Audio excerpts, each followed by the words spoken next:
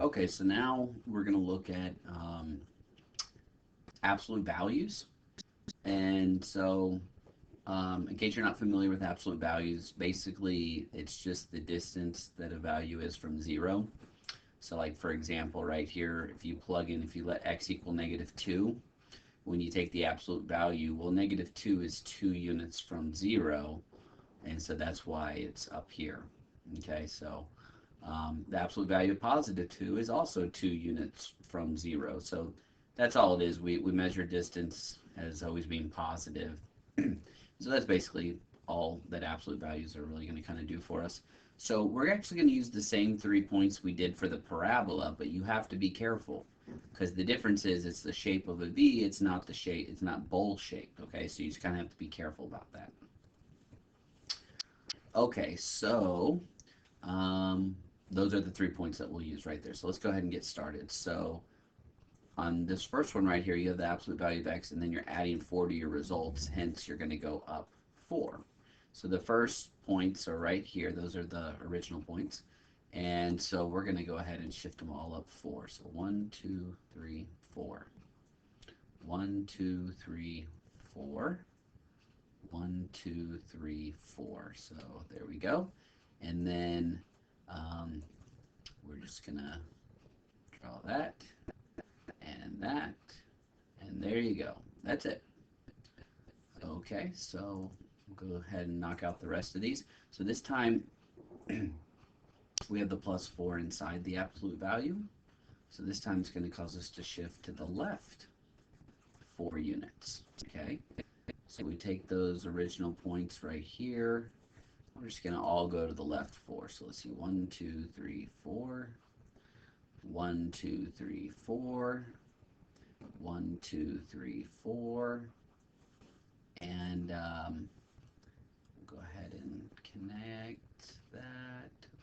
You don't have to go all the way up. It's fine. You can just go like that. You don't have to go crazy. It's fine. So there you go.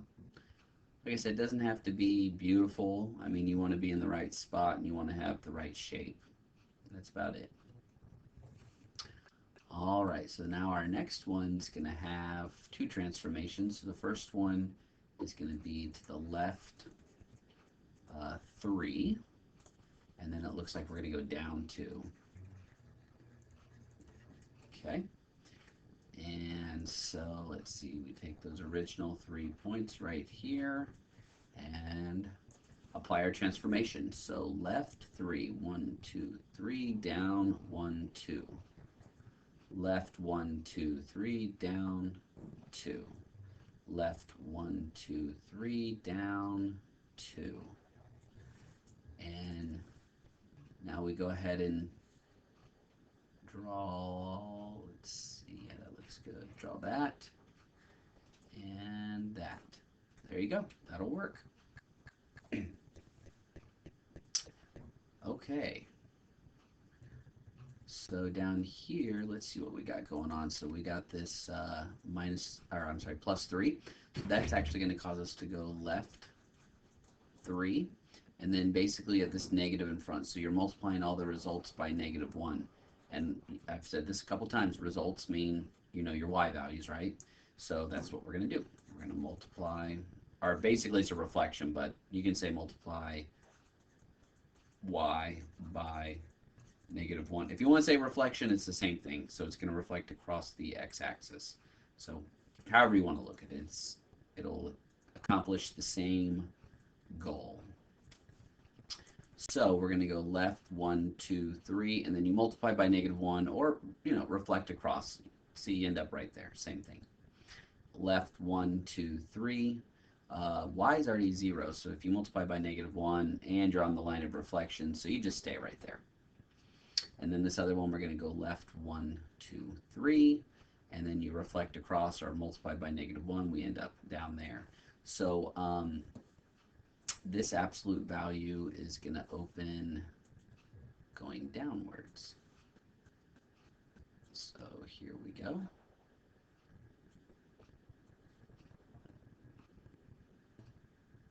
Oh, there we go. That looks a little better. Okay. All right. Let's see. So scroll back up a little bit so we can see 91. Okay, so On 91 right here, we're going to go ahead and go left again. So left 4, and then you're going to multiply y by 2. So multiply y by 2. All right, so we take those original 3 points and we apply our transformation. So left 1, 2, 3, 4, multiply y by 2, so I pop up here. Left 1, 2, 3, 4, multiply y by 2, well y is 0, so we'll just stay there. Left 1, 2, 3, 4, multiply by 2, so that'll go up to here. And we get our tool. There we go. And so you can see it kind of got a little bit skinnier as it opens up, and that's because of that 2 in front right there. Okay, this last one of this type, we've got quite a few transformations going on here. So we'll start by going left 3, okay, and then this one right here is really 2 transformations, but if you write it as just multiply y by -2, what it does is it stretches and reflects at the same time. So it's probably just easier to write it as 1 transformation. And then the last one, you have a +2, so that's going to cause us to go up 2. Okay, so I'm going to scroll down a little bit so I can see all this. So those are our first 3 points that we're going to work with right here. And so I'm going to go left 1, 2, 3. Then you multiply y by -2, so it goes from 1 to -2 down here. Okay, so I'm down here at -4, -2, and then I go up 2. So I actually, after all said and done, that's where I end up right there. Okay, so then the next one, we go left 1, 2, 3, and my pen is jumping on me again. Okay, hopefully this will work for me. It's been a little fickle. So let's see, left 3, and then let's see, multiply by -2, but y 0, so that doesn't do anything, and then we go up 2, so we end up right there. And let's see, left 1, 2, 3, multiply by -2, so that causes me to reflect and stretch down to -2, and then go up 2 right there. And then now we'll grab the line tool, and there we go. Okay, so that's absolute values. Next, we're going to look at the cubic function. And so we've looked at x squared. Now we're going to look at x to the 3rd power. And so x squared, if you remember, is kind of U-shaped, and it's a reflection of each other. There's, if you were to draw a line down the middle, it's like a mirror image, right? Well, here, one side's going to go up and one side's going to go down. And the reason why is if you take a negative and cube it, it actually stays negative. Okay, so if you take negative, so let's go ahead and make a table real quick. So x, y. So if you take -1, if you take -1 and raise it to the 3rd power, it actually just stays negative. 0 to the 3rd power is just 0. And then 1 to the 3rd power just stays +1. So then if I went to 2, it'd be 8, or if I went to -2, it would be -8, which is going to be off our graph. So these are the 3 points that we are going to work with is -1, -1, 0, 0, and then 1, 1. And the best way to think about this when you draw this is it's like half of a parabola going up, half of it going down. So that's kind of going to be the best way to kind of think about this as you draw it. Okay, so here we go. So my points for the original function are going to be like this. It just looks like 3 lines all diagonal. Just remember it's parabola shaped. Okay. So on this first one right here, we have this -3. So that's going to cause us to go down 3. So we're going to take all these points and go down. We'll start here, down 3. 1, 2, 3. 1, 2, 3. And then 1, 2, 3. Okay, so now when you draw this, like I said, you want to do like half of a parabola opening up, and half of a parabola opening down. Okay? And like I said, you don't have to be Picasso, but try to make it somewhat, so I can recognize the shape of it, and then just make sure you're in the right spot. And then other than that, you should be okay. All right, so the next one, this time you have the -3 right there, so that's actually going to cause us to go to the right. We're going to go to the right 3. And so, let's see.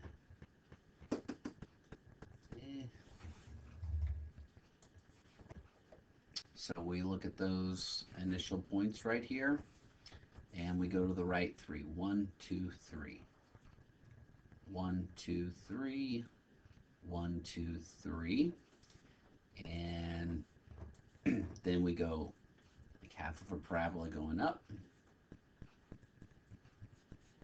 half of a parabola going down. I know it's not the prettiest, but that's okay. There we go. All right, now this next one's kind of interesting. You got a negative in front, so it's like -1 times x cubed. So basically all your y values, all your results are getting multiplied by -1, right? You plug in x, you get your result, then it's getting multiplied by -1. So basically you're reflecting across the x-axis because you're multiplying all your y values by -1. So you can, if you want to write multiplied by -1, that's fine. So reflect across the x-axis. Okay, so those first 3 points are right here. Oops, that's weird. Jumping on me again. Okay. So we're going to reflect across right here. And this one's on the line of reflection, so it stays put. This one reflects across. It's going to be right there. So what's going to happen is, this opens up going the other way and opens down going to the right. So it's just kind of flip-flop from the other ones. Okay, so I just have a couple more of these down below. Okay, so right here you're multiplying, you plug in x. Okay, so nothing happens to x, but then the result, y, is getting multiplied by a half. So that's what we're going to say, multiply y by 1/2. Okay, so let's see the original points. Oops, sorry, that's not right. Original points right here, -1, -1, 0, 0, 1, 1.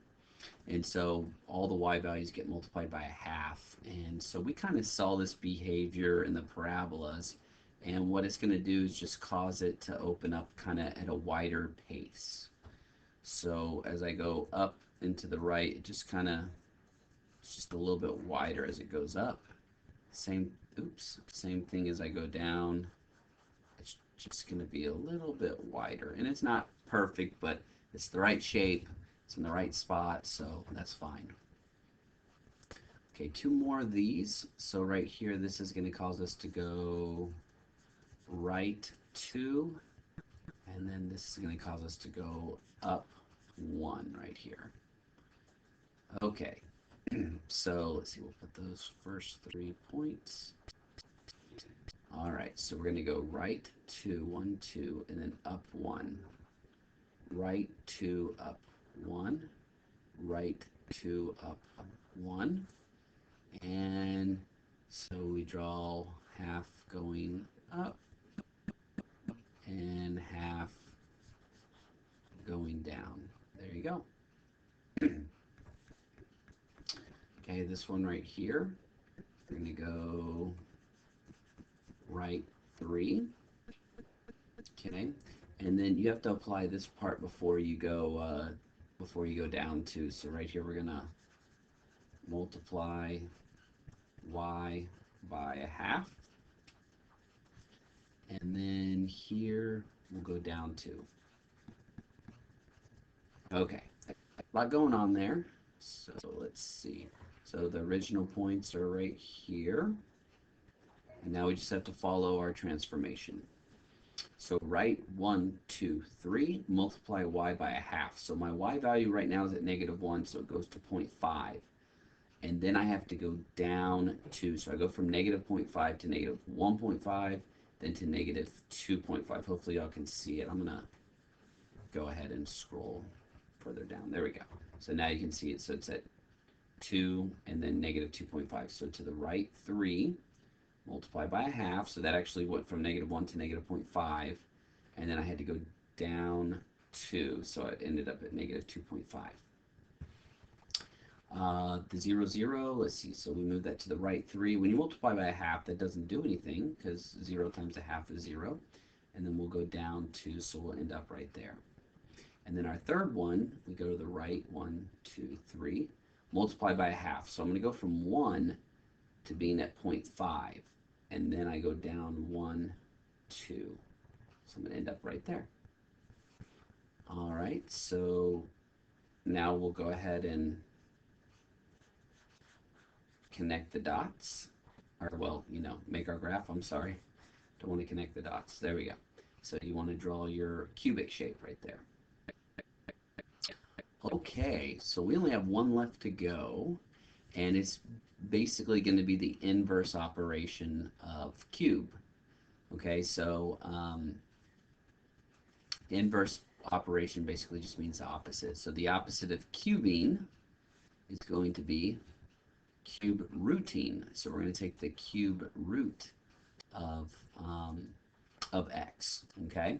And so that's what this one looks like right here. It's kind of like the one on the previous page, okay? It's kind of similar, except it's on its side like this, okay? So if you remember with square roots, you couldn't, negatives were off limits. You couldn't square root a negative, okay? And that's something we can talk about later in class because we will eventually, but it gives you a non-real response. But here, you can cube root negatives, that's fine, okay? And so we'll make a table. And so here's our x, here's our y. So if you plug in a -1, if you take the cube root of -1, it's just -1.